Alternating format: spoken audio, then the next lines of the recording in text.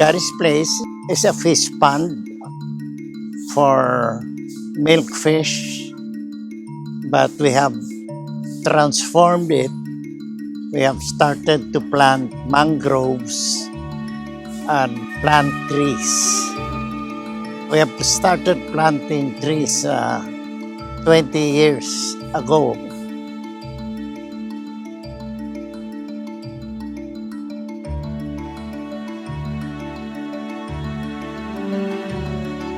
It's still ongoing up to now. My daughters has made use of the casitas and has opened this to the public.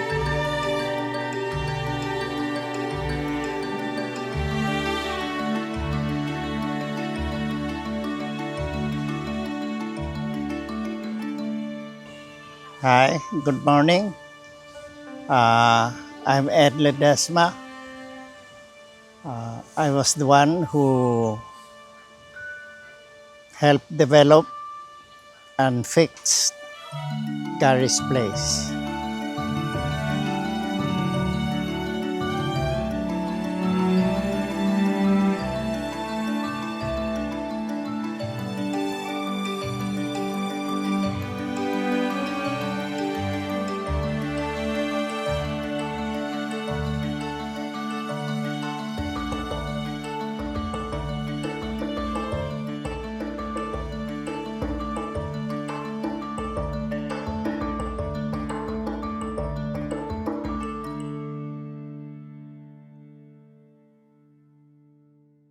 We named this space, this area, into Gary's Place. Gary is the name of my son who died a long time ago. After graduation, he stayed here for a while and he lived here. So the family, my daughters, decided to name this space into Gary's Place.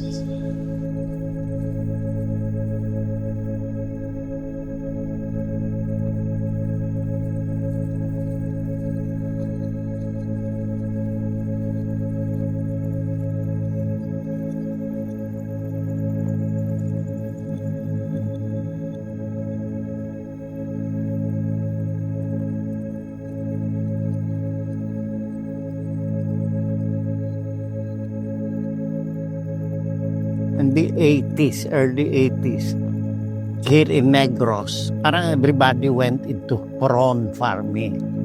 Malaking infrastructure requirement ng prawn. So there's even the lights. Parang luneta kami dito eh. I really went full blast. Concrete, paddle wheels, pumps, generator, and all. And then the prawn, just the following year, disease, na-pollute ang river eh. I realized na it was all money. Parang I was very selfish. Kasi part of the prawn requirement is cut all the trees. So I cut all the trees. So I felt guilty. Very guilty.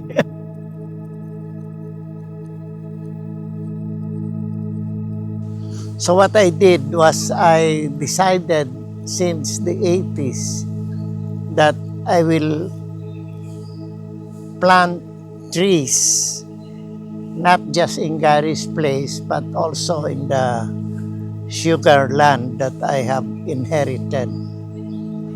And as I did the casitas for my daughters, the trees has always been a part of my architecture.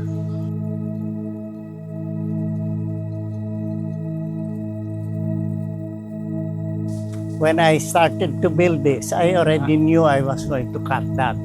But that's where everybody is scared that eventually it might hit the roof. I felt naman that if the Balete is my friend, he'll always go this way.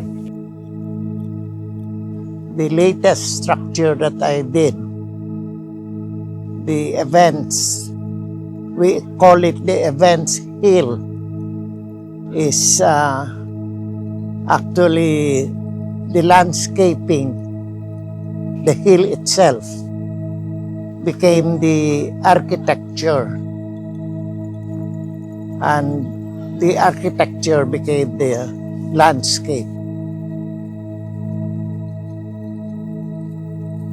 I wanted a structure that really will respect the whole site. No matter how nice the architecture is, it will just not belong. It will be out of place. So I ended up with the hill.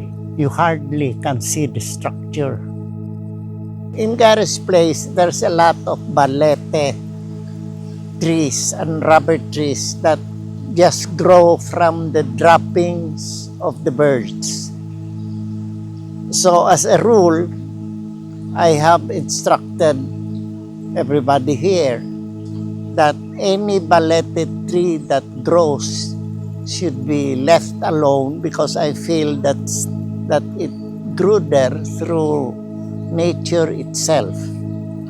So if you go around Gary's place, you will see some of these balete trees that are hitting the roof or sometimes a wall of a structure. I always make sure that I make revisions either on the roof or on the wall itself and never cut off the trees.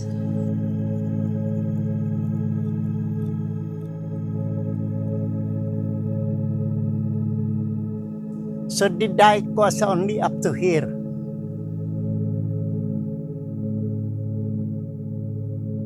And then all of this was water. No, but I wanted a casita here. In that dike, there were existing kamagong trees. I didn't want to cut them. No, but I wanted a structure here. So I had to cantilever this out. And I wanted this to be inside of the room. So I created this wall, and it became part of the garden of the bedroom.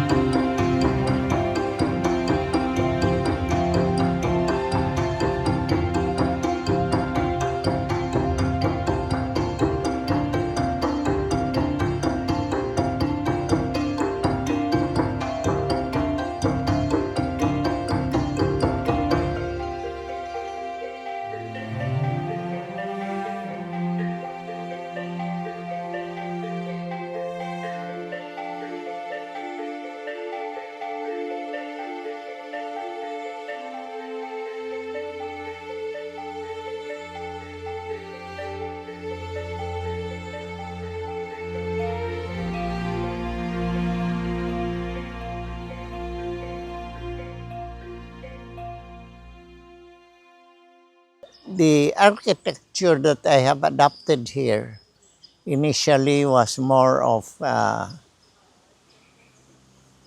like a village, so that the different casitas is never in one big structure.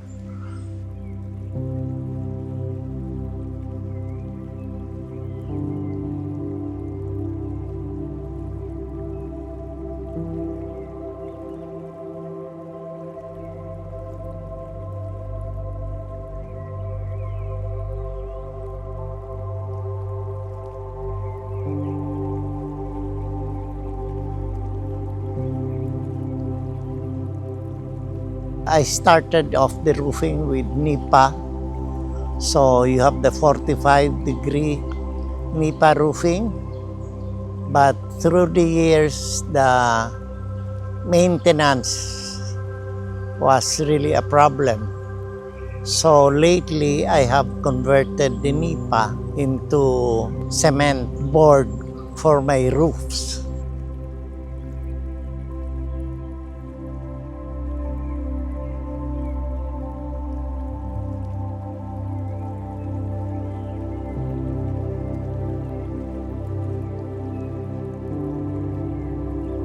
A few of the casitas, I also have done it in flat, and I have a sort of a grass garden on top. And the reason for this is really for insulation, because I try to encourage not to have the rooms air conditioned and keep the room cool with cross ventilation.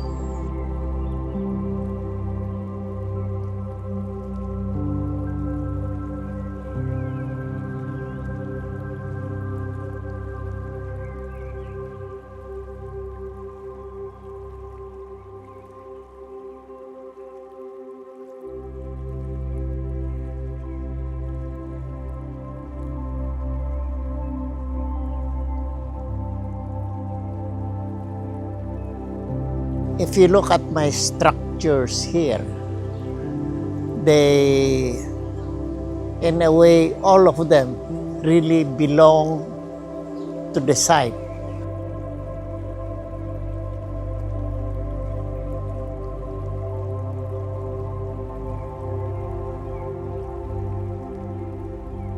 Some are beside the river.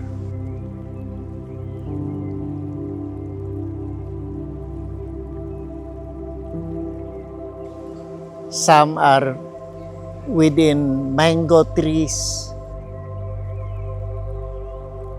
Some are inside a dike.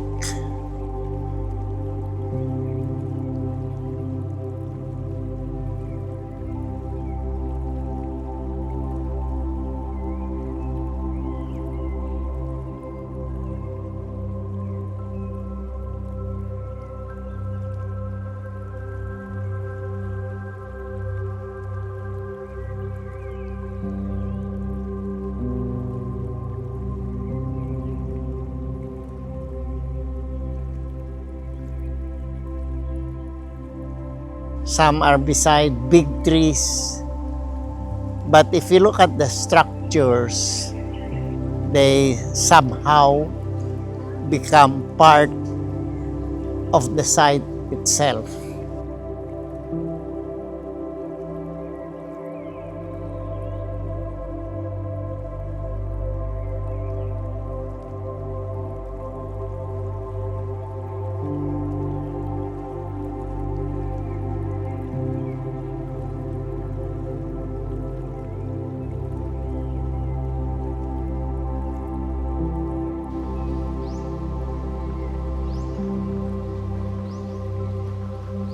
If you see them, you will find out that they're actually quite very simple.